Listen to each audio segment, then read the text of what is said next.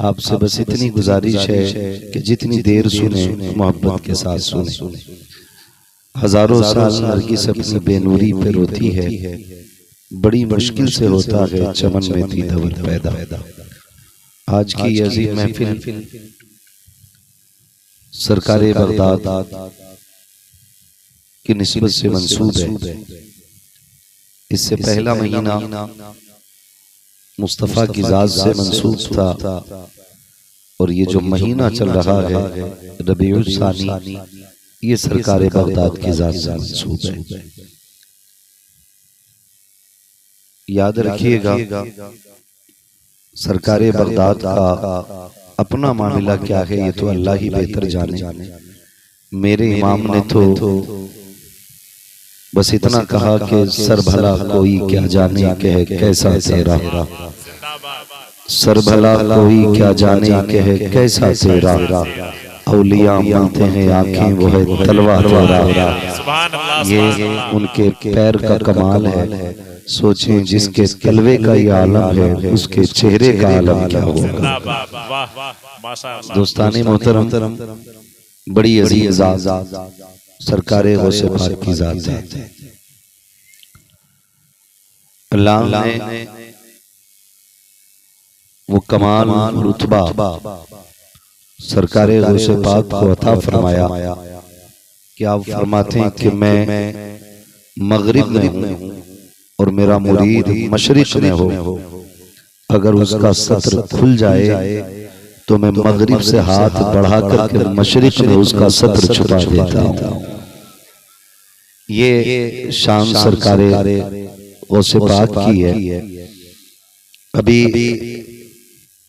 मैं क्या कहूँ, सोशल मीडिया पर कई बरसाती मेंढकों को खुजली हुई और सीधे सीधे एतराज बगदाद वाले की करामतों पे किया। कहते हैं कि ये बातें समझ में नहीं आती। मैं कहता हूँ बकलूल अगर समझ में आ जाए तो फिर करामत कैसी। हाँ, समझ में आ जाए तो फिर करामत कैसी। और बगदाद वाला कोई इतना छोटा तो नहीं जो तेरे जैसे की समझ में आए, जो हर किसी की समझ में आ जाए। बहुत सारी बातें, तरह तरह की बातें मैं मशवरे के तौर पे बात कहना चाहूंगा।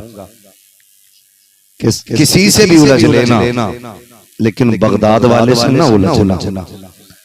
इसलिए कि सरकारे गौसे पाक अलहमा कह रहे गौस वो तीखा तेरा, मर के भी चैन से सोता नहीं मारा तेरा। जिसे सरकारे गौसे पाक उधेड़ देते हैं उसे कोई बनाने वाला नहीं आता है। कई बार मैं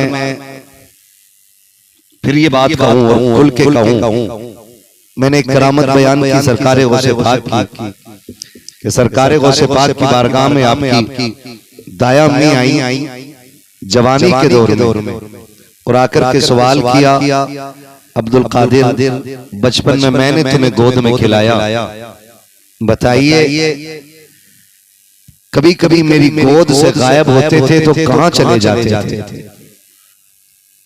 तो मेरे बगदाद वाले ने मुस्कुरा के कहा था, अम्मी जब मैं तेरी गोद से गायब होता था तो उछल के सूरज के अंदर चला जाया जाता था। कहां जाते थे? मैं अगर इन लोगों के सामने बैठा हूं तो आपसे अलग नहीं हूं।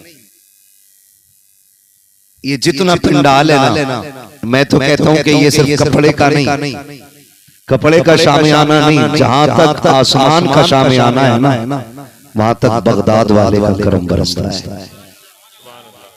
समझे जरा, बोलने सुभान अल्लाह। कहते हैं अम्मी जी जब मैं गायब होता था तो सूरज के अंदर चला जाता था। तो मुस्कुरा के कहती हैं, बेटे क्या अब भी सूरज के अंदर जा सकते हो? सरकारे गौसे पाक ने कहा, अम्मी वो उस वक्त मेरा बचपना था, अब जवानी है। जब मैं छोटा था तो सूरज के अंदर चला जाता था, अब रब ने अब्दुल कादिर को जवान कर दिया है। अब सूरज में वो ताकत नहीं है जो अब्दुल कादिर को अपने अंदर संभाल सके, अब्दुल कादिर को अपने अंदर संभाल सके। का फिर कब ऐसे हजार सूरज भी आ जाएं तो अब्दुल कादिर के सीने में गुम हो जाए। जब ये बात कही तो एक पता नहीं कैसा पढ़ा लिखा था, वो पढ़ा लिखा था कि लिखा ही पढ़ा था। उसने कहा कि ये सब बकवास है। मैं कहता हूं जानवरों, जितनी देर तुम इधर की लोकाल में रहते हो ना, उतनी देर मुताला कर लिया करो। इस वाक़ये को सरकार आला हज़रत के शागिर्द और खलीफा मुरीद और खलीफा सरकार जमील कादरी आपने तहरीर करवाया। वो जमील कादरी जिन्होंने कहा था मैं वो सुन्नी हूं, जमील कादरी मरने के बाद मेरा लाशा भी पढ़ेगा अस्सलातो अस्सलातो अस्सलातो, सारे पढ़े अस्सलातो वस्सलाम। तो सरकारे से पाक के बारे में जबान ना हिलाया करें, ज्यादा जबान चलाने की कोशिश ना करें, लिमिट में रहा करें। ये आम शख्सियत नहीं, बहुत अजीम शख्सियत है, बहुत अजीम शख्सियत। सरकारे गौसे पाक वो हैं जो आलम अरवाह में भी वली हैं, माँ के शिकम में भी वली हैं और दुनिया में भी वली हैं। खुदा की कसम ये करम रब का है बगदाद वाले पर। आप के वालिद गिरामी हजरत अबू सालेह जंगी दोस्त रहमतुल्लाहि तआला अलैह, सारे लोग जानते हैं, वाकया सुनाना मकसद नहीं, बस कुछ बात कहना इसकी रोशनी में चाहता हूं।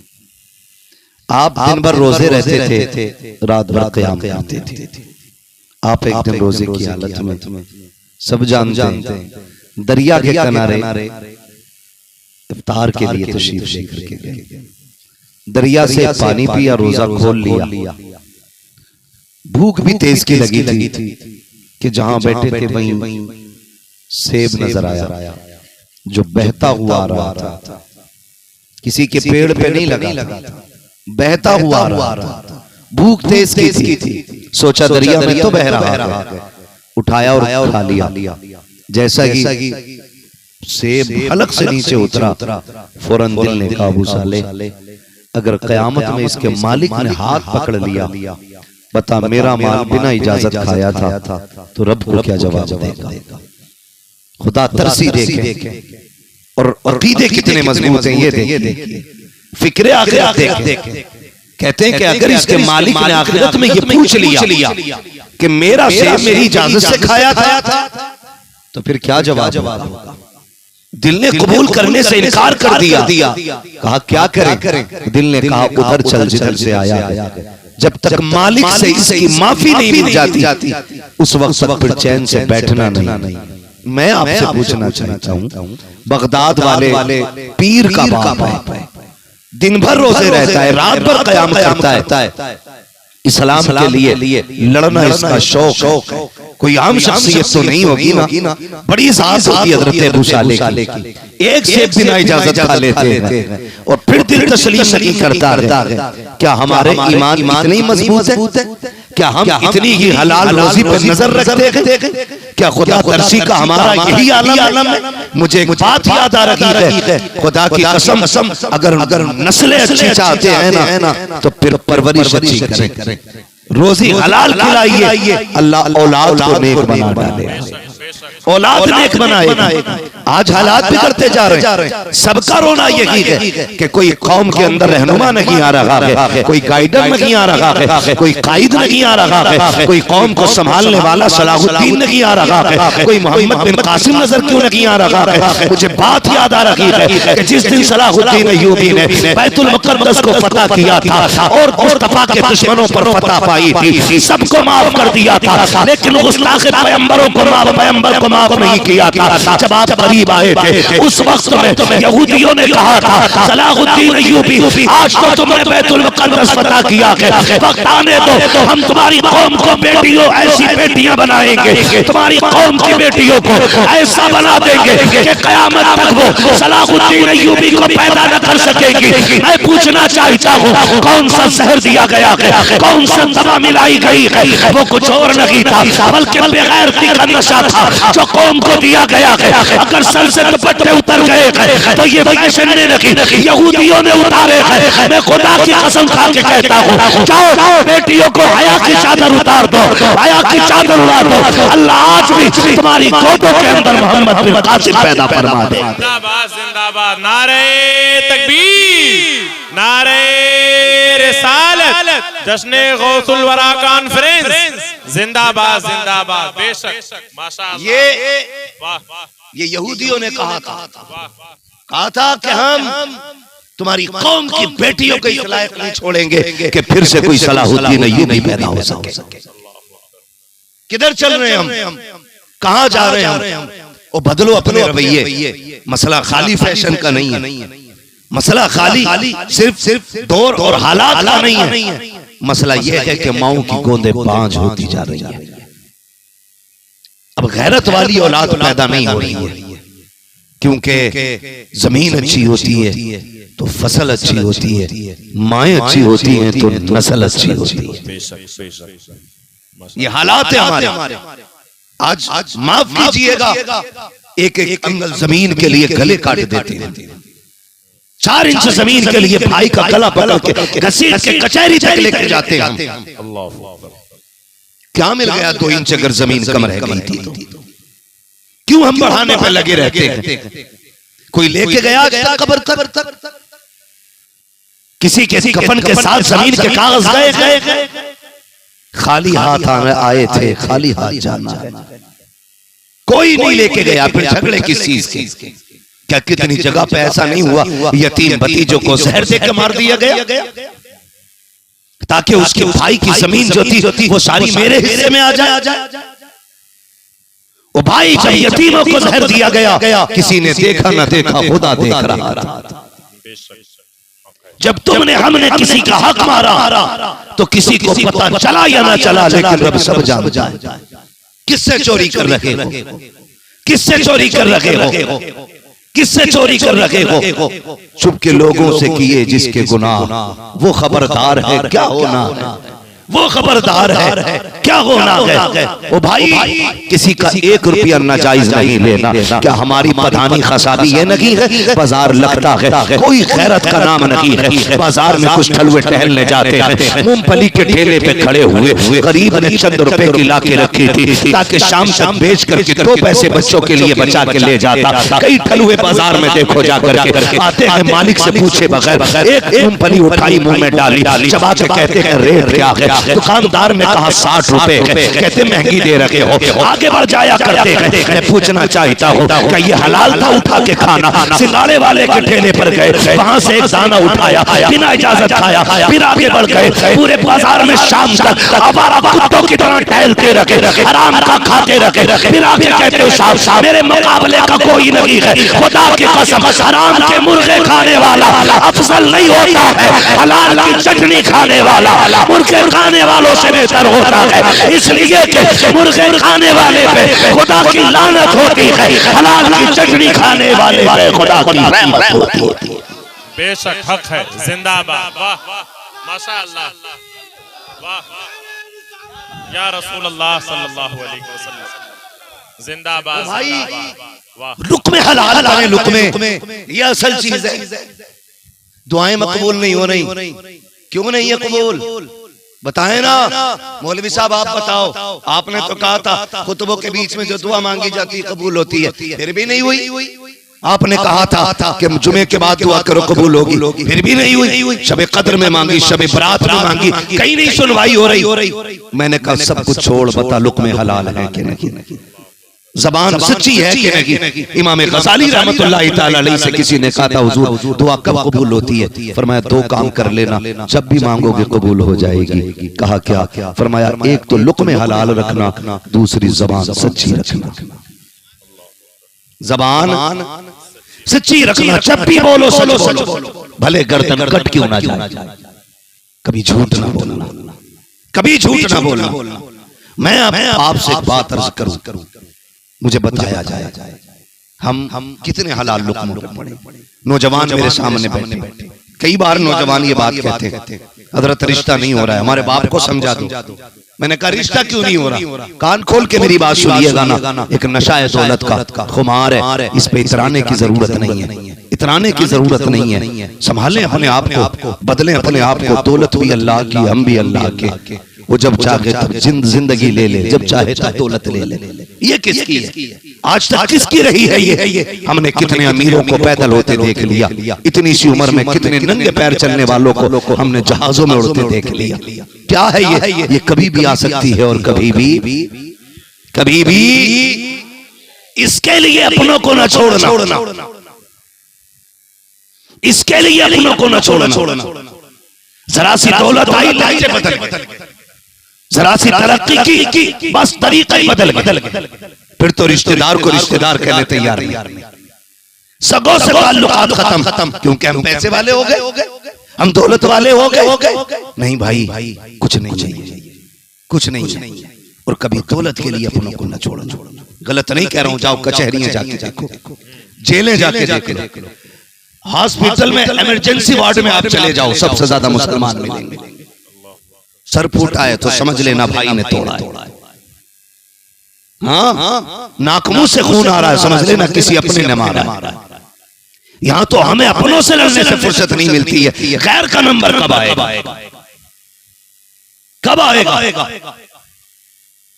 बाप ने 3-3 बीघे बेटों के नाम कर दी थी, 1 बीघा अपने पास रहने दी थी ताकि मैं इससे खाता पीता रहूंगा। अचानक बाप मर गया, उस 1 बीघे के पीछे कितना बड़ा झगड़ा हुआ, क्या तुमने नहीं जाना? खुदा की कसम, इतने लड़ जाते हैं हम उस 1 बीघे के लिए। भाई ने भाई को घसीटा, कोर्ट के अंदर ले आया। एक इस वकील के पास बैठा है, दूसरा इस वकील के पास बैठा है, प्लानिंग चल रही है। वो कहता है इसी दफा लगाना जो 15 साल से पहले बाहर ना आ सके। दूसरा वाला कहता है इस पे 20 साल की कैद की सजा लगवानी चाहिए, तो ये 20 साल तक बच्चों का मुंह न देख सके। मैं पूछना चाहता हूँ, आखिर बता तो सकी, आज सगे भाई इतने लड़ लगे हो, कल भी तो तुम ही थे। जब मदरसे से एक आ जाता था, दूसरा नहीं आता था, माँ कहती थी बेटे हाथ धो ले, खाना बन गया। अगर बड़ा आ जाता था तो कहता था पहले छोटे को आने दे, अम्मी जब वो आएगा तब खाऊंगा। अगर छोटा आ जाता था तो वो कहता था पहले मेरा बड़ा आ जाए, उसके बाद खाना खाऊंगा। और यार पहले एक दूसरे के बगैर तुम खाते ना थे, एक दूसरे के बगैर तुम पानी नहीं पीते थे, एक दूसरे से इतना प्यार था कि एक दूसरे के बगैर दस्तरखान पे नहीं बैठते थे। खुदा की कसम, जब कभी बाप ने बाजार से लाके चीज बांटी, एक भाई घर पे गए, दूसरा नहीं गए, पहले उसने अपना हाथ बढ़ाया, अब्बा ये मेरा हिस्सा है। फिर जब दूसरा हाथ निकाला, बाप ने कहा ये क्या कहा? मेरा भाई बाहर गया, ये उसका हिस्सा दे दिया जाए। तुम तो इतना प्यार अपनों से करते थे, भाई भाई के लिए इतना मरता था कि उसका हिस्सा नहीं छूटने देते थे, उसको कभी कनगा नहीं छोड़ देते थे। अगर कभी छोटे को किसी ने बाहर मार दिया, बड़ा भाई 10 साल का था, मारने वाला 18 साल का है, तो ये 7 साल के भाई के आंसू पे 10 साल वाला भाई 18 साल के पड़ोसी से जाके लड़ जाता था। तूने मेरे भाई पे हाथ कैसे उठाया? मुझे बता तो सके। कल हमने भाइयों में इतना प्यार था, आज सारा सके की जान लेने पे तो लाख।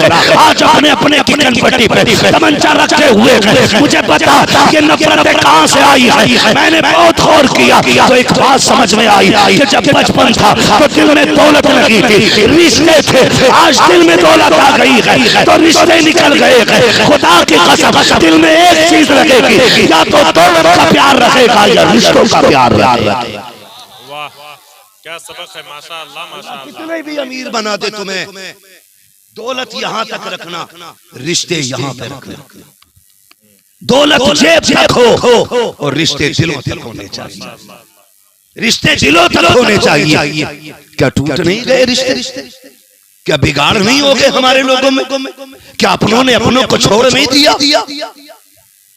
कितनी मिसालें आपको दूं। एक प्रधान बनता है, पूरा खानदान लड़ाता है, जीत जाता है तो सबके लात मार देता है। मैं यहाँ किसी की वकालत करने नहीं, हुजूर के दीन का पैगाम पहुंचाने आया। जबकि ये प्रधानी या नेता नगरी 5 साल तक के लिए भीख में मिलने वाले वोटों से बनती है। आ तुझे उस फाते की कहानी बताऊं जिसे दुनिया मोहम्मद रसूलुल्लाह कहती है। जमीन भी मक्के की है, खुदा की कसम पढ़ें तारीख। वो मक्का जहां से रातों रात निकलने पे मजबूर किया गया, जहां चाहने वालों पर पत्थर बरसाए गए, आज ना कोई मुश्किल नहीं है। जितनी नमाज पढ़ो उतनी इज्जत मिलती है, जितनी तस्बीह पढ़ो उतनी ज्यादा इज्जत मिलती है, जितना हुलिया बना के रखो उतना लोग सर पे रखते हैं। वो दौर कितना मुश्किल था, अगर कलमा पढ़ दिया तो फिर पत्थरों का सामना। अगर जोर से ला इलाहा इल्लल्लाह कह दिया गया तो जबान काट दी जाए तब भी कम है।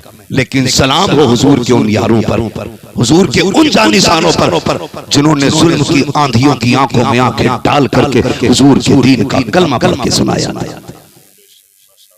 हाँ, उस दौर की कहानी बता रहा हूं। वही मक्का जहां पे रातों रात निकलने पे हुजूर को मजबूर किया और मेरे हुजूर ने रोते हुए मक्का शरीफ छोड़ा था, रोते हुए मक्का शरीफ छोड़ा था। जहां दुश्मनों ने सितम की हद की, बिलाल के बदन को कोयलों से जलाया गया, अबू बकर सिद्दीक को जुल्म और सितम का निशाना बनाया गया। वो मक्का जिसको हुजूर ने छोड़ा, लेकिन तौर बदला। फिर वो दिन भी आया, मेरा नबी फातेह बन के मक्का में आया,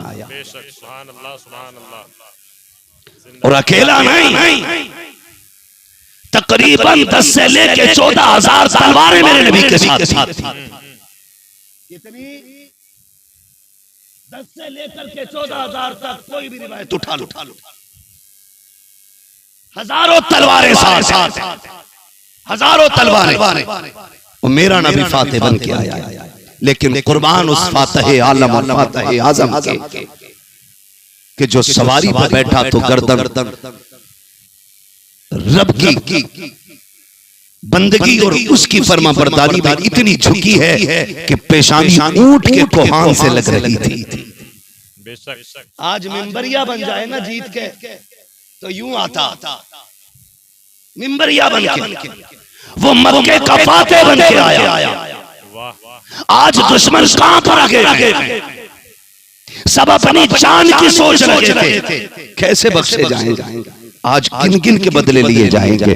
लेकिन मेरा नबी आया, इतनी गर्दन झुकी है कि पेशानी ऊंट के कोहान पे लग रही है। मक्के शरीफ में आए हैं, दुश्मन थर थर कांप रहे हैं, सरकार मक्का शरीफ में जलवा फरमा हो रहे हैं, फातेह बने हैं। खुदा की कसम तारीख का ये बाप पढ़ के तो देखो, रब के लिए जीना सीखो मुसलमानों, रब के लिए जीना सीखो। फातेह बन के मेरा नबी आया है, दुश्मनों के बीच में खड़ा है, गर्दनें सबकी झुकी है, तफसील से बयान नहीं कर सकता। मेरे आका करीम ने फरमाया था, बताओ क्या उम्मीद रखते हो? सबने कहा था आप करीम इब्ने करीम हैं, आपसे क्या उम्मीद की जा सकती है, आप कर्म ही कर सकते हैं। हमने तो बड़े सितम किए हैं, आज हमें जुल्मों की सजा मिलनी चाहिए, हम तो माफी के काबिल नहीं हैं। आज आपके रहमो करम पर है, जो चाहे फैसला कर दे। मेरे नबी ने फरमाया, जाओ आज मैं तुमको वही कहता हूँ जो यूसुफ ने अपने भाइयों से कहा था, ला तसरीबा अलैकुमुल यौम, आज तुमसे कोई बदला नहीं लिया जाएगा। अंतुम तुलाका, जाओ सबके सब आजाद हो। खुदा की कसम आंखें भीग गई थी, कितने तो दौड़ गए थे, कदम पकड़ के कहा था अब देर न कर, कलमा पढ़ा के हमें भी गुलामी में ले ले। जिंदाबाद, नारे तकबीर, नारे रिसालत, जिंदाबाद जिंदाबाद। माशा भाई सुनो, बात खत्म नहीं हो गई, बात खत्म नहीं हुई। जब ये फैसले हो गए, बातें तो बहुत बड़ी बड़ी हैं, फैसले हो गए, लोग कहने लगे हुजूर मेरे मेहमान नहीं बन जाते। कोई कह रहा था मेरे मेहमान बन जाएं, बड़े बड़े अमीर लाइन में लगे। हुजूर नजरे करम, नजरे करम, मेरे नबी ने सबकी दावतें मुस्तरद की। फरमाया आज मैं अपनी बहन का मेहमान बनूंगा, बहन का मेहमान। बहन कोई अरबपति नहीं है, खरबपति नहीं है। हजरत उम्मे हानी जब कलमा पढ़ा तो शोहर ने भी छोड़ दिया, अपने बच्चों के साथ गुर्बत में जिंदगी गुजार रही है, गुर्बत में गुजार रही है। फरमाती मैं तो घर के अंदर थी, मेरे बच्चे दौड़े दौड़े आए। सुनो जरा, दौलत में बहनों पे गुरूर दिखाने वालों, जरा सी कपड़ों में जरा सा कलफ क्या लग गया, पूरी ताकत और पूरी सफाई की अपने जौहर बहन के दरवाजों पे दिखाने वाले। हम लोग बहन के दरवाजों पे जाते हैं तो उसके पीछे बिछाए बिस्तर पे कपड़ा मार के दिखाते हैं कि तेरा बिस्तर मेरे लायक नहीं है। अगर बहन दस्तरखान पे प्लेटें लगा दे, कहते हैं एक बार और पानी निकाल के इसमें ले आ। क्या साबित करना चाहता है? आज तू दौलत वाला वाला हो गया है, तेरे पास पैसा है, खुदा की कसम रिश्तों के साथ ये नहीं किया जाता है, रिश्ते यूं ही नहीं मिला करते हैं। देख मेरे नबी को, तू क्या है औकात क्या है, और मेरे नबी को देख। हजरत उम्मे हानी कहती है मैं तो घर के अंदर थी, मेरे बच्चे दौड़े दौड़े आए, आके कहते हैं अम्मी आज हमने उसको मक्के में देखा है, तो जिसकी आंखों की तारीफ करते नहीं थकती है, तो जिसके लबो रुखसार की कहानी बताती है। माँ आज वो आया है मक्के में जिनके बारे में तू कहती है कि वो गर्मी में तेरे घर आके लेटा करते थे और उनकी कोहनियों से बहने वाला पसीना तू अपने शीशी में इकट्ठा करती थी। अम्मी वो आ गए हैं, कहती मैंने कहा किसकी बात करती हो, किसकी बात कर रहे हो? अम्मी वो आए हैं जिन्हें तुम भाई कहा करती हो। हजरत उम्मे हानी कहती है बस इतना सुनना था, खुशी से मेरी आंखों में आंसू आ जाते हैं। इतने में एक बच्चा उछल के कहता है अम्मी बताना आज वो हमारे घर आएंगे कि नहीं आएंगे? ए माँ बता तो सही, क्या वो हमारे घर आ जाएंगे? अम्मी हम तो बड़े गरीब हैं, बड़े बड़े अमीरों को लाइन में लगे देखा है। अम्मी तूने भाई कहती है, बता क्या वो हमारे घर आएंगे कि नहीं? उम्मे हानी कहती है मैंने इतना सुना दिल थाम के बैठ गई, क्या जवाब बच्चों को दूं? अगर मैंने कह दिया आएंगे, वो ना आए तो क्या बनेगा? और मैं ये कह दूं नहीं आएंगे, वो आ गए तो फिर बच्चे कहेंगे अम्मा तुझे भरोसा नहीं था। कहती मैं शशो पंज में थी, इतने में मेरे दरवाजे से आवाज आती है कोई घर के अंदर? कहती अभी इससे पहले कि मैं आवाज देती मेरे बच्चों ने आवाज पहचानी,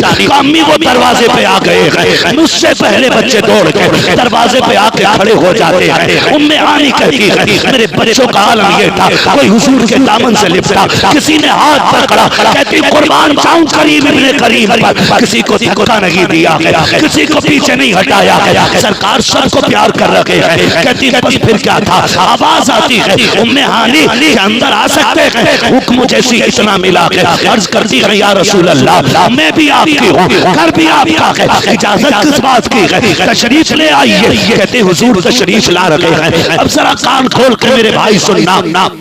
जब आका करीम हजरत उम्मे हानी के घर तशरीफ ला रखे हैं, उस वक्त का मंजर क्या था? कहती मेरे घर में बिस्तर नहीं था, बिछाने का कोई सही सालीम सामान न था। हुजूर आए ना, एक बोरिए का टुकड़ा पड़ा हुआ था, सरकार उसी पे बैठ जाते हैं। तब मुझे गैरत आ रही थी, दोनों आलम का मालिक व मुख्तार एक बोरिए के टुकड़े पे बैठ रहा है। कहते जैसी बैठे मेरे नबी मेरी तरफ देखा, बहन भूख बहुत तेज की लगी है, मैंने अभी कुछ नहीं खाया है, खुदा की कसम इतना सुनना था। उम्मे हानी कहती मेरी आंख में आंसू आ गए, भाई ने खाना मांगा है, आका करीम के ये जुमले सुने, कहती घर में तो कुछ ना था लेकिन फिर भी गैरत की वजह से उठी और जाकर चुप के किचन में चली गई। कहती थोड़ी देर वापस नहीं आई, मेरा नबी क्या नहीं जानता है? कहती मैं किचन में गई, अचानक सरकार की आवाज आती है उम्मे हानी ताजा कुछ ना लाना, जो रखा है वही ला के दे दो। कहती जब आका ने इतना कहा मुझे याद आया कि एक सूखा टुकड़ा रोटी का है, थोड़ा सा सिरका मौजूद है। कहती मैंने वही लिया है, हुजूर की खिदमत में लेके आ गई। आका करीम ने मुस्कुराते हुए उसे खाया। कहती जब सरकार खा रहे थे मैं देख रही थी, रोटी का टुकड़ा इतना सख्त था कि काटे नहीं कटता है। नबी के चेहरे पे कोई शिकन नहीं है, कोई शिकायत आका को नहीं है, मुस्कुराते जा रहे हैं, खाते जा रहे हैं। जब फारिग हो गए हाथ उठा के कहा या अल्लाह तेरा शुक्र है जो नेमत तूने बरसों पहले लगन के दस्तरखान पे खिलाई थी, आज बरसों के बाद बड़ी बरकत वाली तूने नेमत फिर से खिला दी है। अल्लाह मेरे लगन के बेड़े को सदा सलामत रखना है। खुदा की कसम या करीम का ज़र्फ है, लगन के दरवाजे पे गए हैं, ये रवैया दे रखे हैं। सुनो बहने कितनी भी गरीब हो जाए रिश्ता तोड़ना नहीं, रिश्ता जोड़ना, इसलिए कि बहने ज़हमत नहीं, बहने खुदा की रहमत हुआ करती। बेशक सुभान अल्लाह सुभान अल्लाह, जिंदाबाद जिंदाबाद। वाह वाह, इतने खराब हमारे रवैये हैं, खुदा की कसम दौलत की सारी ताकत रिश्तेदारी, ताकत सारी अपनों पे हम दिखाने की कोशिश करते हैं। ये भी कोई जिंदगी है? हुजूर सब कुछ होते हुए, सैकड़ों गुलाम होते हुए सरकार बहन के दरवाजे पे गए ताकि मेरी बहन का दिल न टूटने पाए, दिल न टूटने पाए। इसलिए खुदा रहा अगर अल्लाह दौलत दे तो बिगड़ना नहीं, बिगड़ना बोले बिगड़ना, बिगड़ना घमंड करना नहीं है। इसलिए कि ये दौलत कभी किसी की नहीं है, कभी किसी की नहीं हुई है। अल्लाह से दौलत मांगो, हक है तुम्हारा, लेकिन दौलत भी दौलत है उस्मानी मांगना। वाह सुभान अल्लाह। जो दौलत अल्लाह और उसके रसूल के काम आए वो दौलत मांगो। वो दौलत खुदा की कसम दुनिया में राहत का सबब बनेगी, सुभान अल्लाह। आखिरत में जन्नत का सबब बन जाएगी।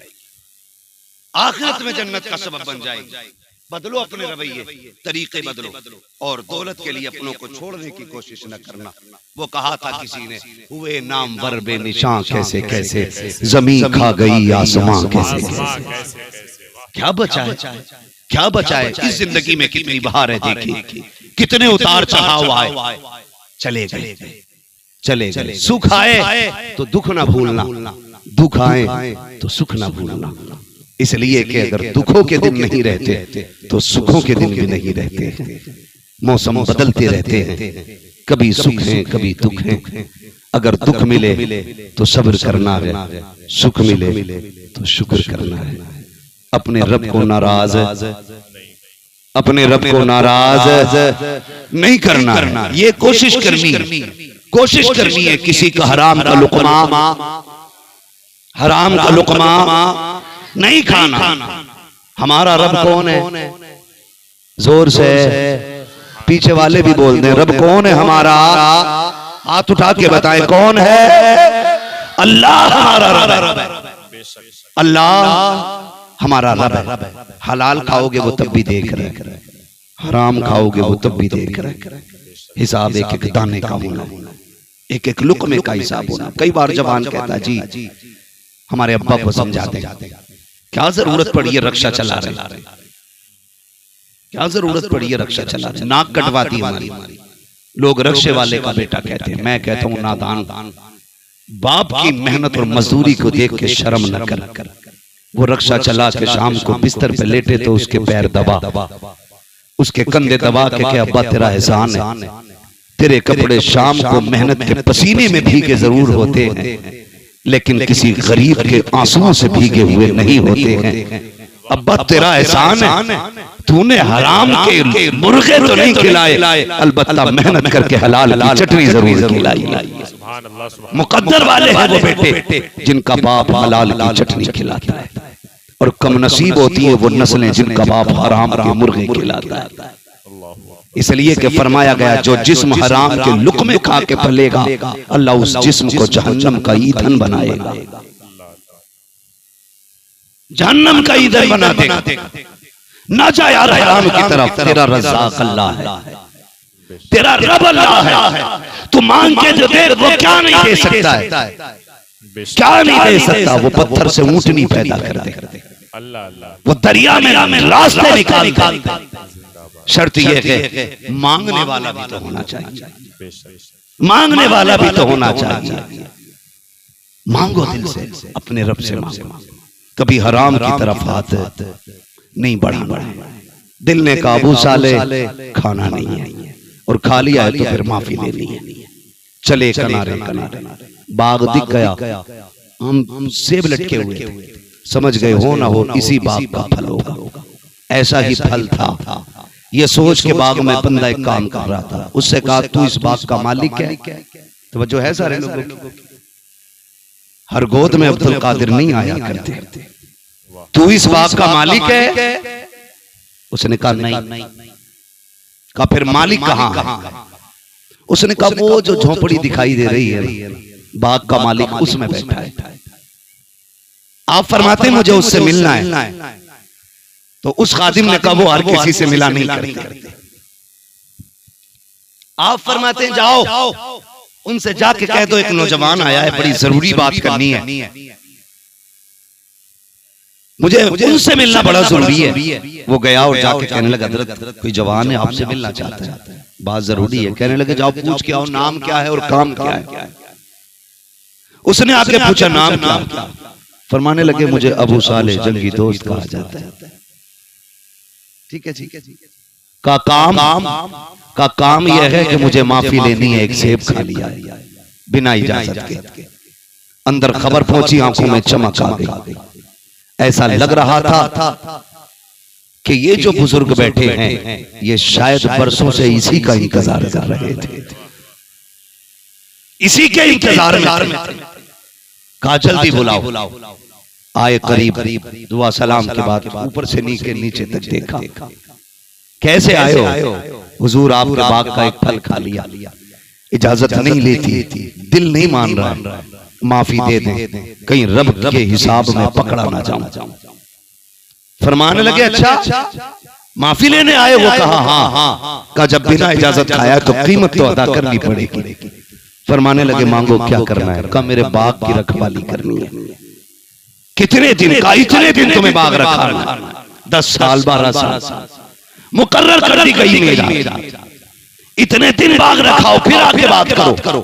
जितने दिन लगे थे कहा माफी मिल जाएगी? कहा हाँ। फिर आपने बाग की रखवाली की, मुकर्रर हो गए दिन पूरे हो गए, फिर दिन वापस आएगा। अब माफी का भी इतने दिन और रहो। फिर आए वापस, हुजूर ये दिन भी पूरे हो गए। कहा बस एक शर्त और रह गई है, ये पूरी कर लो, माफी मिल जाएगी। कहा कौन सी शर्त? का मेरी बेटी से निकाह करना पड़ेगा। जब इतनी बात सुनी कहते हैं ये काम तो हमारे खानदान के बड़े किया करते हैं, हम कैसे कर सकते हैं? कहा नहीं मानते तो माफी नहीं मिलनी है। कहा ठीक है हज़रत, ये शर्त भी मंजूर है। कहते हैं लेकिन सुनो, अपना निकाह तो बाद में होगा, पहले पूछ तो लो बेटी कैसी है। कहा कैसी है? आंखों से अंधी है, पैरों से लंगड़ी है, हाथों से लूली, जबान से गूंगी है। इतना सुना पसीना आ गया, जरा सा रंग काला होता है। बेटा बाप से कह देता है तुम्हारी मर्जी से निकाह नहीं करना है, जरा सा रंग सांवला हो। तुम क्या देख करके आए हो? निकाह के वक्त बेटे उठ के भाग जाते हैं। और यहाँ जो बात रखी जा रही है कोई छोटी बात नहीं थी, बड़ी बात कही जा रही है। आंखों से अंधी भी है, हाथों से तो चलती नहीं है, पैरों से चल नहीं सकती है। जैसे इतना सुना है आप हमारे हैरत इस्तेजाब के डूब जाते हैं। फिर कहते चलो मंजूर है, माफी तो मिल जाएगी। जब माफी मिल जाती है ना, उसके बाद निकाह के बाद माफी मिली। का मेरी सौजा किधर है? का वो जो सामने वाला मकान है उसी के अंदर चले जाइए। जब आप अंदर आते हैं, दरवाजे पे पहुंचे, दरवाजे पे दस्तक दी, आवाज आई ठहरिए अभी आती हो। आवाज इतनी खूबसूरत थी कि आप हैरत में पड़ जाते हैं कि ये आवाज किसकी होगी। जैसी दरवाजा खोला है, आने वाली खातून ने सलाम किया है, आपने जवाब दिया है। कहा तुम्हें क्या पता मैं कौन हूँ? कहा कोई और नहीं, इस दरवाजे पे या तो मेरा बाप आ सकता है या फिर मेरा शोहर आ सकता है, कोई तीसरा नहीं आ सकता है। इतना सुना है, दौड़ करके पीछे गए। अब्बा जी बताए हजरत आपने तो ये कहा था उसमें मेरी बीवी रहती है, लेकिन वो खातून कौन है? कहा वही तो तेरी बीवी है, वही मेरी बेटी है। कहा वो तो बोल भी रही है, देख भी रही है, चल भी रही है। आपने फरमाया सुनो, सारी बातें तफसील से बता दी। गुनाह की तरफ देखती नहीं है, इसलिए आंखों से अंधी कहा, गलत बोलती नहीं है, जबान से गूंगी कहा, नाजायज कामों की तरफ नहीं चलती, पैरों से अपागिज कहा। ये सारी बातें बता दी। कहते बेटे बिला वजह निकाह नहीं किया है, मैं बहुत परेशान रहता था। बेटी बारशा है, दूल्हा कहाँ मिलेगा? किसी दिन मैं सोच रहा था, आवाज आई परेशान मत हो, अब्दुल्ला सुमरी बेटी हमने दी है, बेटा भी हम भेजेंगे, कहाँ मिलेगा? बाग में आएगा, उसको आजमा के देख लेना, अगर शर्तों पे खरा उतर जाए बेटी उसी के हवाले कर दे। नारे तकबीर, नारे रिसालत, जश्न गौसुल वरा कॉन्फ्रेंस जिंदाबाद जिंदाबाद। माशाअल्लाह, बेटी उसी के हवाले कर दे रही है। कहा तुम्हारा तो बरसों से इंतजार था, निकाह हुआ, अल्लाह ने इस चमन में फिर जो फूल खिलाया उसी फूल को अब्दुल कादिर जिलानी कहा जाता है। सरकारे गौसे पाक, बात बहुत लंबी ना करें, इतनी शान वाले माँ के शिकम में भी वली और आलम अरवाह में भी वली है, आलम अरवाह में भी वली है। बचपन का दौर सबसे अलग सरकारे गौसे पाक का, खेल भी निराली, खेल भी निराली। लोगों की समझ में बात नहीं आती है, लोगों की समझ में बात नहीं आती है। कहने लगे कश्ती वाली बात हमारी समझ में नहीं आती। मैंने कहा मोहर तो बरेली से लग चुकी है, जो डूबी थी कश्ती वो दम में निकाली, तुझे ऐसी कुदरत मिली हो से आज़म। हाँ, जो डूबी थी कश्ती वो दम में निकाली, तुझे ऐसी कुदरत, तुझे ऐसी कुदरत, तुझे ऐसी कुदरत मिली हो से आज़म। का समझ में नहीं आती। मैंने कहा समझ, मैं बताने लगा। सरकारे गौसे एक दिन खेल रहे हैं बच्चों के साथ, घर से थोड़ा फासले पे, लेकिन सरकार गौसे पाक का खेल भी निराला था। आप कहते थे ला इलाहा, तो बच्चे कहते थे इल्लल्लाह। यही खेल सरकार गौसे पाक का। बच्चों के साथ खेलते और तस्बीह पढ़ते ला इलाहा। आप भी पढ़ लें ला इलाहा ला इलाहा।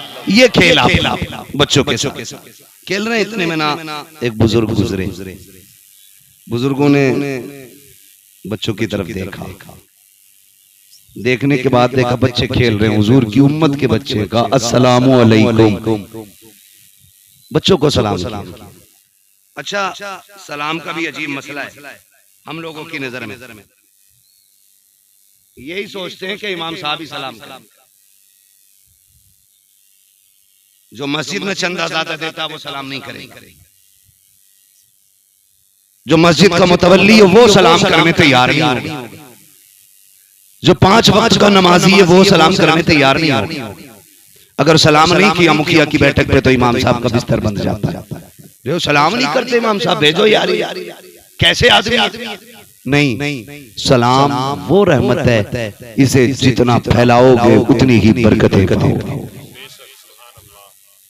बड़े को मौका मिल जाए बड़ा सलाम कर ले, छोटे को मौका मिल जाए छोटा सलाम कर ले। ये क्या इंतजार है कि मैं बड़ा हूं मुझे छोटा ही सलाम करे? मैं बैठा हूं आने वाले ही सलाम करे, खड़ा बैठे हुए कोई सलाम करे ये जरूरी नहीं। जिसका जब मौका मिल जाए सलाम कर लिया करे। यही हुजूर के सहाबा का तरीका। हाँ, अगर अचानक मिले ना तो एक दूसरे को मौका ही नहीं देते, फटाक से सलाम कर देते थे। कभी कभी ऐसा होता दोनों एक साथ सलाम कर लेते। यही हमारा इस्लाम। ये ऊंच नीच के फर्कों को मिटाता है। लेकिन हमने पैदा कर रखे। हम सलाम हमें करो, हम नहीं करेंगे तुम करो। इज्जत देने से इज्जत घटा नहीं करती, दूसरों को इज्जत देने से इज्जत बढ़ा करती है, बड़ा करती है। आए बुजुर्ग उन्होंने सलाम किया, अस्सलाम वालेकुम। सारे बच्चे हुजूर के उम्मती, नेक बच्चे सारे, और खेलने वाले साथी गौसे पाक के थे। कोई आम तो नहीं थे ना, सबने कहा वालेकुम अस्सलाम। सरकार गौस पाक ने देखा, फरमाने लगे वालेकुम अस्सलाम वालेकुम अस्सलाम। 2 मरतबा जवाब दिया। 2 मरतबा बुजुर्ग ठहर गए। गौस पाक का चेहरा देखा, देखते ही रह गए। हाथ पकड़ा, कहने लगे नाम क्या है? कहा अब्दुल कादिर। का बताइए। सारे बच्चों ने मेरा सलाम सुना, आपने भी सुना? का जी। का सलाम मैंने 1 मरतबा किया। का ठीक। का फिर जब सबने एक बार जवाब दिया तो आपने 2 मरतबा जवाब दिया। फरमाने लगे बाबा जाइए, जो आपका काम था वो आपने कर लिया, जो अब्दुल कादिर का काम था वो अब्दुल कादिर ने कर लिया है। जाइए आप अपना काम कीजिए। वो ठहर गए, समझ गए इसमें कोई ना कोई राज है। बात बड़े बड़े की बच्चा कह गया, बात होगी कोई ना कोई। कहने लगे बेटे उस वक्त तक नहीं जाऊंगा जब तक बताओगे राज क्या है। आपने फिर हाथ छुड़ाया, कहा जाइए ना, आप अपना काम करें, मुझे मेरा काम करने दें। वो बुजुर्ग कहने लगे बताओ बेटे काम क्या, बात क्या? कहने लगे अच्छा पूछोगे? कहा फिर हाँ। तो हाथ पकड़ा, एक टीले पे लेके आए और वहां खड़े होकर कहने लगे अपने घर की तरफ देख के, कहने लगे वो हवेली नजर आ रही? वो हवेली नजर आ रही है? उन्होंने देखा, कहने लगे हाँ दिख तो रही है। फरमाने लगे याद है तुम्हें कि 4 साल पहले इस बस्ती से गुजरे थे? कहा हाँ। कहा इस घर के आगे से भी गए थे? कहा जी। कहा तुमने सलाम किया था? कहा हाँ किया तो था। कहा क्यों किया था? कहा इसलिए किया था कि ये सैयदों के चौखट है। तमन्ना ये थी कि इस घर से जवाब मिल जाए तो बरकतें मिल जाएंगी। का ये सोच करके मैंने सलाम किया था। सरकार गौसे पाक फरमाते हैं, बताओ क्या तुम्हें जवाब मिला था? कहा जवाब तो नहीं आया था। कहा जानते हो क्यों नहीं आया था? कहा मुझे नहीं मालूम क्यों नहीं आया। गौसे पाक फरमाते हैं, उस वक्त मेरे घर के अंदर सिर्फ मेरी माँ मौजूद थी, इसलिए तुम्हें किसी ने जवाब नहीं दिया था। कहते ये बात तो समझ में आ गई, तुम्हारी माँ तो मौजूद थी, लेकिन ये बात तुम्हें कैसे मालूम है? आप फरमाते हैं, जब आप दरवाजे पे आए थे, आपने सलाम किया था। अब्दुल कादिर जिलानी उस वक्त माँ के शिकम के अंदर मौजूद था। जब आपने सलाम किया था, मैंने आपके सलाम को सुना था, आपको पहचान भी लिया था। कहते हैं कि अगर मैं चाहता उस वक्त भी जवाब दे सकता था, लेकिन माँ के डरने के खौफ से मैंने जवाब नहीं दिया था। बाबा उस दिन से तुम्हारा इंतजार था, एक दिन का कर्जा उस दिन के सलाम का था, एक कर्जा आज का है। बाबा बिना वजह तो जवाब नहीं दिए गए, एक जवाब दे करके 4 साल पहले का कर्जा उतारा है, एक जवाब दे के अब्दुल कादिर ने आज का कर्जा उतार दिया। जिंदाबाद जिंदाबाद माशाअल्लाह। ये सरकार गौसे पाक है। मैंने कहा था हम कह रहे हैं गौसवती खा तेरा, मर के भी चैन से सोता नहीं मारा तेरा। सबसे उलझ लेना मुल्ला, बगदाद वाले से न उलझना, बगदाद वाले से न उलझना। मैं कसम खा के कहता हूं, बड़ी से बड़ी कसम उठा लूं, मैंने 2 लोगों के गुस्ताख को जलील होके मरते देखा है। इन्हें उस वक्त तक मौत नहीं आती जब तक अल्लाह जलील नहीं कर देता। नंबर 1 बगदाद वाले का दुश्मन जलील होके मरता है। नंबर 2 बरेली वाले का दुश्मन जलील होके मरता है। बड़ी मिसालें हमारे पास। कोशिश ये कीजिएगा इनसे बिगाड़ना न पाइएगा, बिगाड़ना न। सरकारें गौसे पाक बड़ी पावर के मालिक हैं, बड़ी पावर के मालिक हैं। अभी एक झगड़ा और हमारे मुल्क में चल रहा है। मैं आपको मशवरे के तौर पे कहूं, झगड़ा मैं खुल के बात करूं ताकि ये फसाद का जनाजा निकल जाए। एक झगड़ा चल रहा है जो सरकार मदारे पाक के हवाले से लोग कहते हैं और सरकार गौस पाक के हवाले से। उन दोनों शख्सियतियों के मामले में ये झगड़ा कि इनमें से बड़ा कौन है, छोटा कौन है। मैं कहता हूं ये फैसला वो करे जो इन दोनों से बड़ा हो, जो दोनों के रुतबे नाप सकता हो। हमारी नजर में तो मकनपुर वाला बाबा भी अल्लाह वाला है और बगदाद वाला भी अल्लाह वाला है। मगर याद रखिएगा सबके अपने अपने फजाइलो कमालात हैं। बगदाद वाले की अपनी शान, जो वली कब्ल हुए बाद हुए या होंगे, सब अदब रखते हैं दिल में मेरे मौला तेरा। जिंदाबाद जिंदाबाद। सब अदब रखते हैं दिल में मेरे मौला तेरा। इस झगड़े में न पड़ना, खुदा की कसम पहले वालों में कोई नफरत नहीं थी, बात की छछुंदरों ने बदबू फैलाई है। बगदाद वाला सबकी अपनी ड्यूटियां हैं। जैसे सदाकत में अबू बकर का जवाब नहीं है, अदालत में उमर का जवाब नहीं, सखावत में खली का जवाब नहीं, शुजाअत में मौला अली का जवाब नहीं। जिंदाबाद जिंदाबाद माशाअल्लाह। सबकी अपनी अपनी शानें हैं, मगर सारे हैं हुजूर के, बेशक सारे हुजूर के ही हैं। तो ये जंग में ना आना कभी कि मैं उनको नहीं उन्हीं को मानूं, उनको नहीं उन्हीं को मानूंगा। बड़ी शान अपने बगदाद वाले को अता की है। लोगों एक वजीफा है, जिसके घर में बरकत ना होना उस पर तंग दस्ती आके अपने खेमे लगा गई है उसके घर में। तो एक सीधी सी बात याद रखना, बगदाद वाले की 11वीं करनी शुरू कर दो, अल्लाह बरकतों के दरवाजे खोल देता है।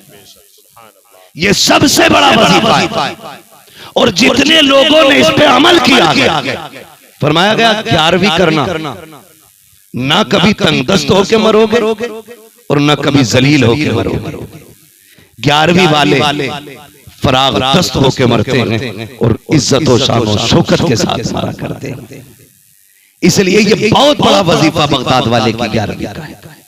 और 11वीं का मतलब ये नहीं है, कई रवैये भी बड़े अलग है, तरीके भी अलग है। कई जगह ना गांव 11वीं का ऐलान भी होता है ना, इकट्ठे भी होते हैं कई जगह पे लोग। तो 11वीं आती है तो 11 ही रुपए निकाल के ना बताशे बांटता है। कितने निकालते हैं? बोलो यार कितने? 11 रुपए। क्यों? ये किसी मसले में लिखा है कि 11 रुपए से 1 रुपया ज्यादा नहीं होना चाहिए? कि नहीं, वो 11 जो है निस्बत 11वीं की। मैंने कहा 1100 भी तो 11वीं की निस्बत है, 11,000 भी तो 11वीं की निस्बत है, 11 लाख भी तो 11वीं की निस्बत है। 5 रुपए निकाल के 11 रुपए कह, हर महीने 11वीं करता हूँ जी, बड़ा कर वो कह रहा फिर भी मुसीबत में हूं मैं, 11वीं तो करता हूँ।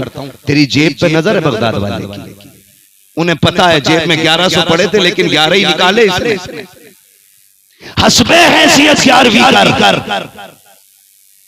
अगर तेरी औकात 11 से ज्यादा की नहीं है तो 11 रुपए की कर, और 1100 की है तो फिर 1100 की कर। अगर रब ने दौलत से नवाजा है तो 11,000 की कर। अल्लाह ने और तुझे बरकत दी है तो 1100 मुसलमानों को उनके बगदाद वाले का लंगर खिला। फिर देख अल्लाह कितनी बरकत अता फरमाता है।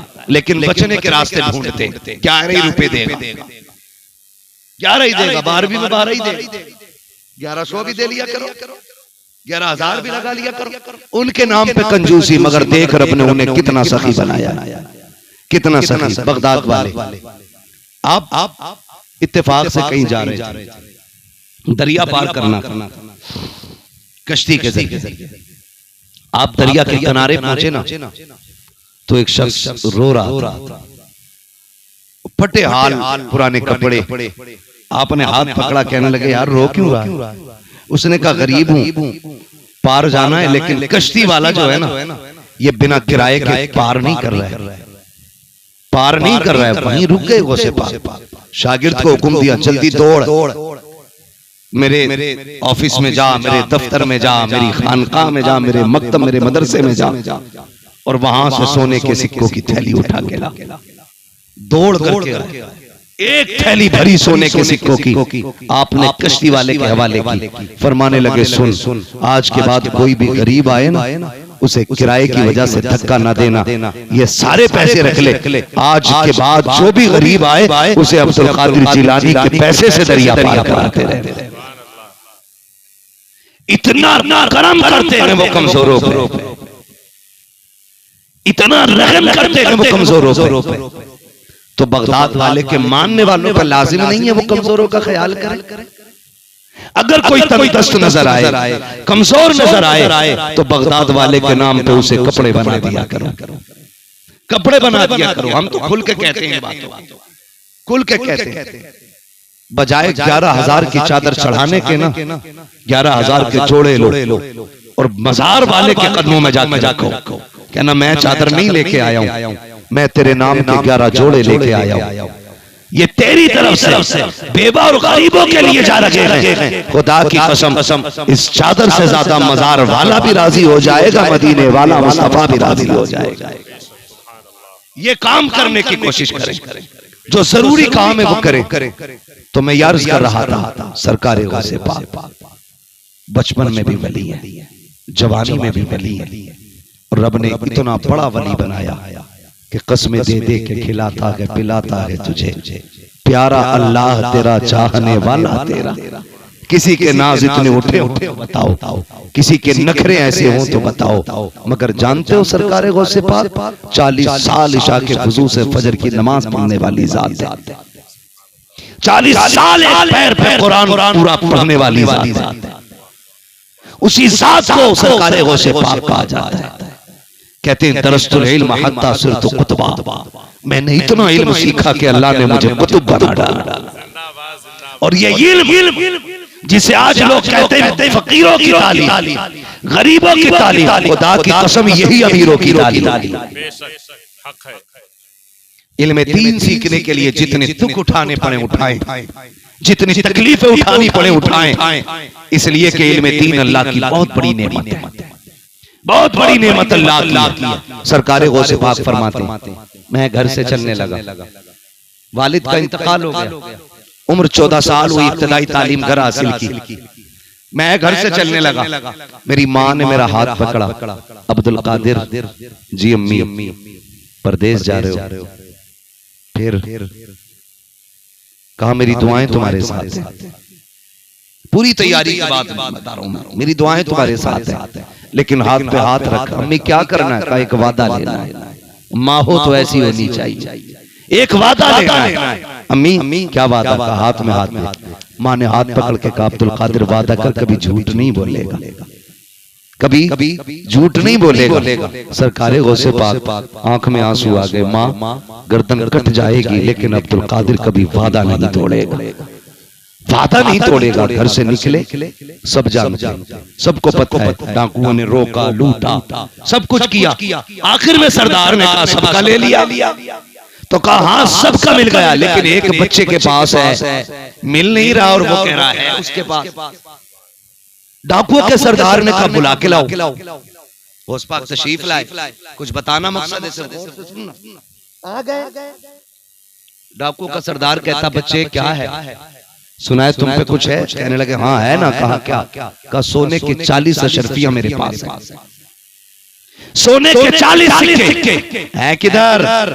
कहा मेरी सदरी में रख के मेरी माँ ने सिल दिए।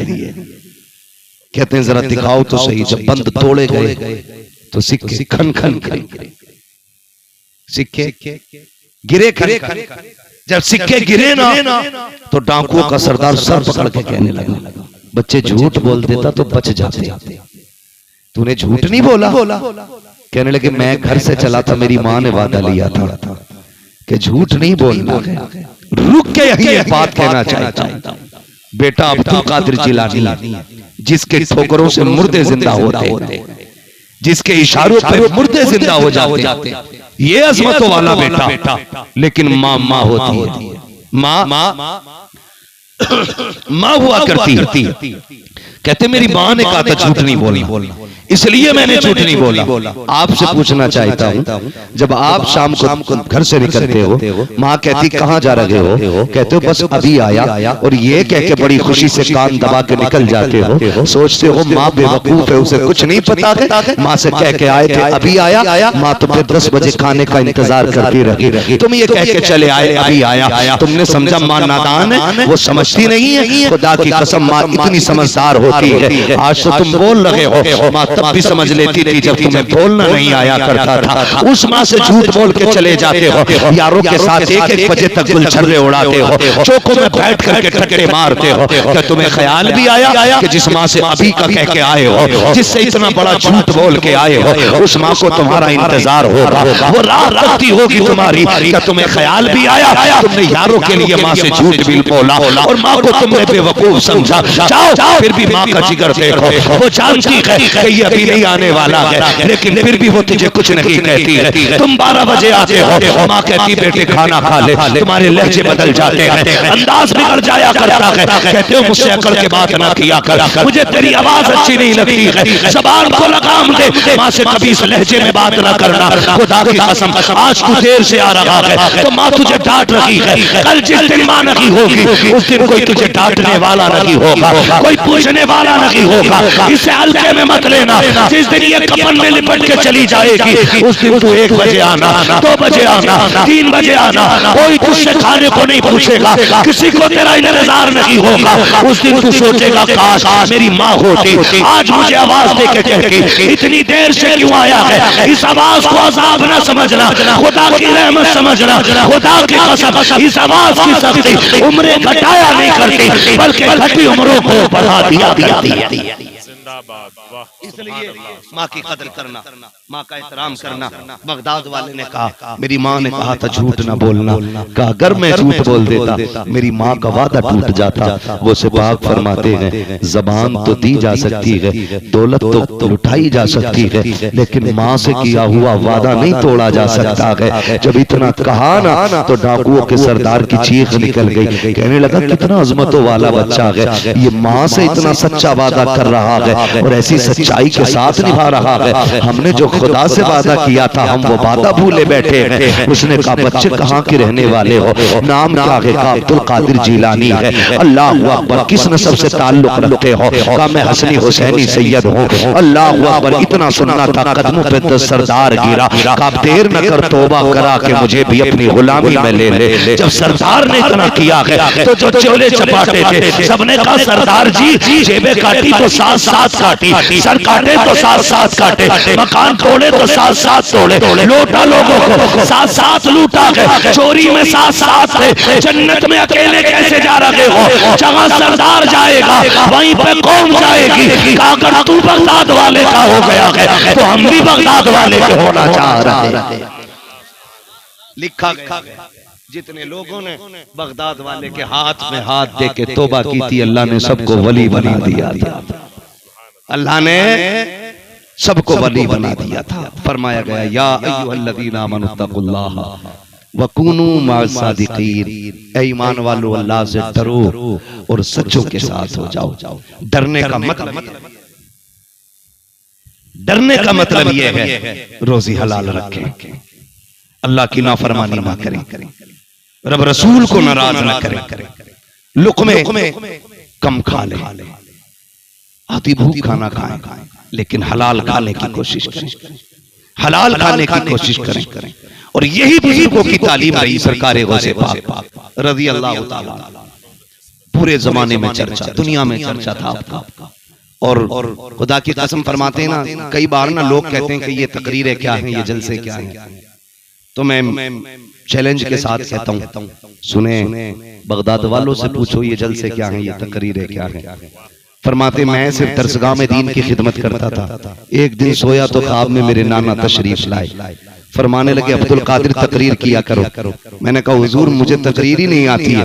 फरमाते हैं ज़बान खोलो, कहते हुजूर ने 7 मरतबा लुआब मेरे मुंह में डाला है। बोले सुभान अल्लाह। 7 मरतबा लुआब मेरे मुंह में डाला। कहते अगली रात मेरे बाबा मौलाए कायनात आए, उन्होंने 6 मरतबा मेरे मुंह में लुआब डाला।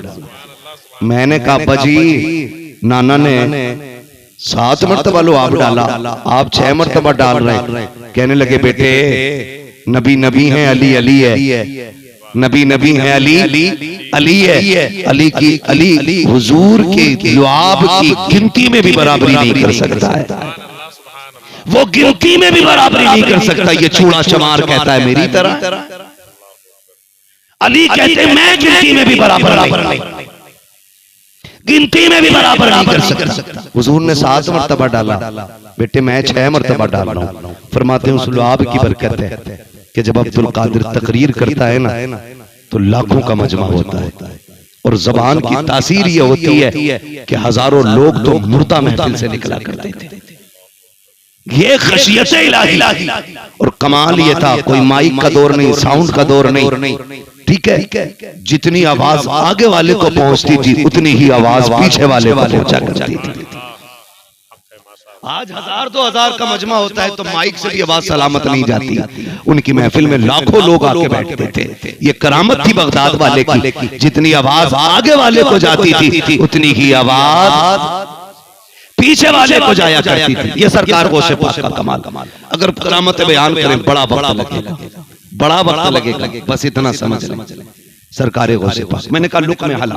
बगदाद में आप रहते थे ना, तो हर दौर में अच्छे और बुरे सारे लोग रहते है ना। आला हजरत ने तो बात ही खत्म कर दी। कहते हैं एक तरफ आदाए दी,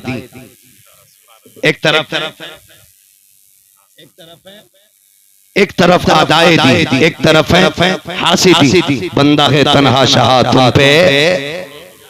तुम पे करोड़ों। ये रहा है हर दौर में। जो लोग काम करते हैं उनकी टांग खींची जाती है।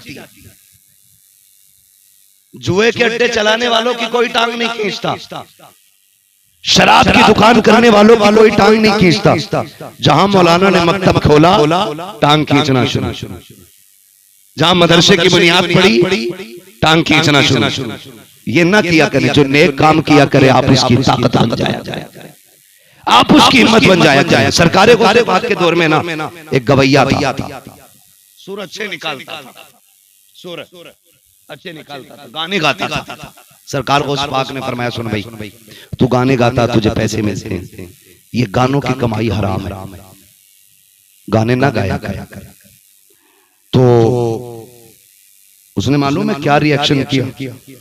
उसने कहा कि अब्दुल कादिर को मेरी कमाई से जलन है, ये चिढ़ते हैं इसलिए मुझे मना करते हैं, इसलिए मेरी कमाई को हराम कहते हैं।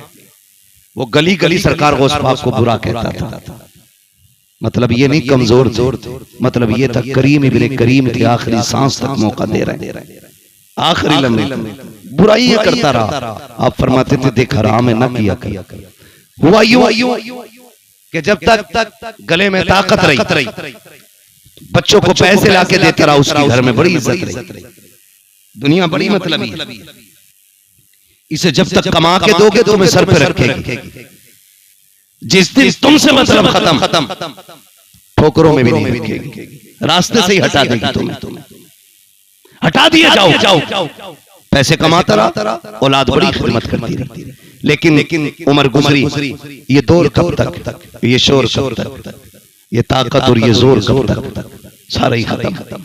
लहजे टूटने लगे, सांसें फूलने लगी, अब होठ कांपने लगे, अब उस रंग में गा नहीं पाता था। लोगों ने सुनना बंद कर दिया, क्योंकि लोग जो आशिक थे उसके नहीं थे, उसकी मधुरी आवाज के थे। लोगों ने सुनना बंद कर दिया, कमाई खत्म। जब कमाई खत्म औलाद ने ठुकरा दिया, जब औलाद ने ठुकराया तो भाई जब अपने भी ठुकराते थे तो पराए कहां सीने से लगाते। फिर दिन इतनी गुर्बत के आगे कि बदन पे एक जोड़ी कपड़ा रह गया, और वो भी इतना मैला कि उसे धुलने का भी मौका नहीं। मक्खियां भिनकने लगी, बीमार रहने लगा। पूरा बगदाद इसलिए नफरत करता था क्योंकि ये बगदाद वाले पीर को बुरा कहता था, इसलिए कोई उसे मुंह लगाने तैयार नहीं था। लोग कहते थे देखो आ गया अंजाम, इसने बगदाद वाले को बुरा कहा। खैर यूं मुंह नहीं लगाते थे, अपनों ने यूं ठुकरा दिया था कि लालच खत्म हो गया।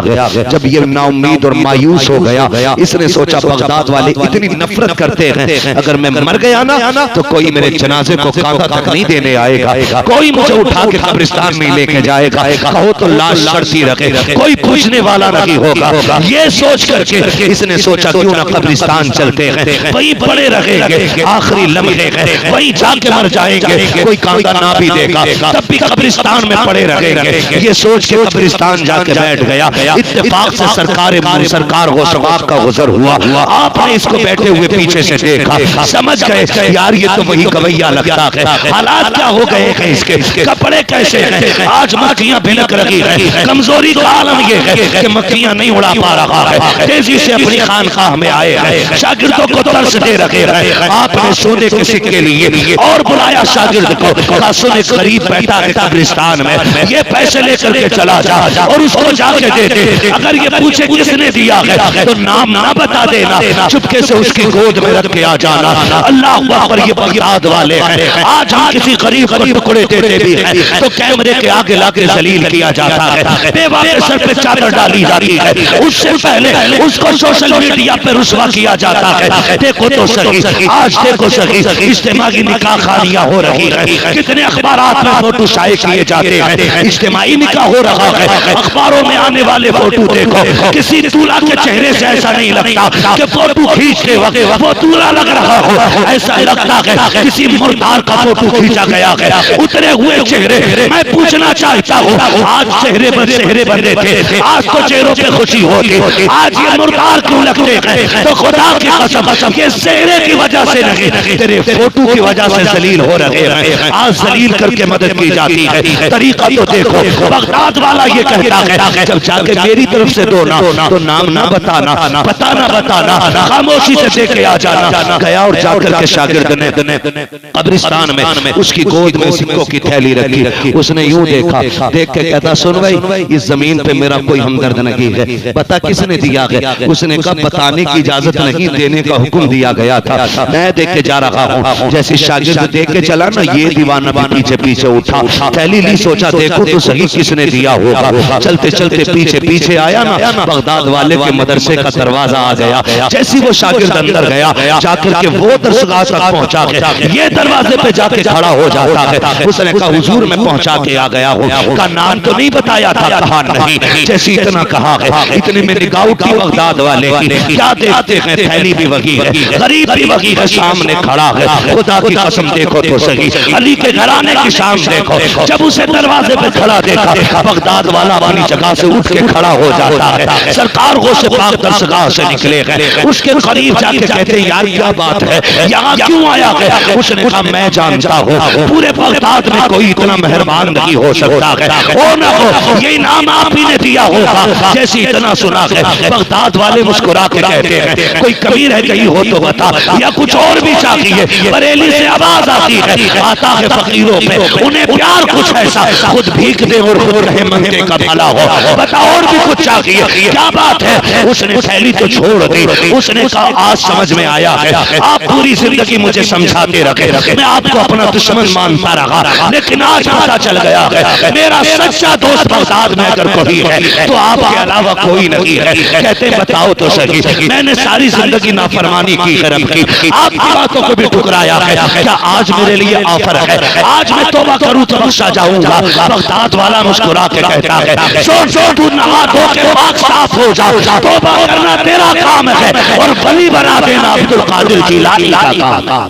जिंदाबाद जिंदाबाद। खुदा की कसम बरेली से आवाज आती है कौन देता है देने को मुंह चाहिए, देने वाला है सच्चा हमारा नबी। उस घराने का शहजादा सिर्फ तौबा नहीं कराता है, रब का वली बना देता है, वली बना देता है।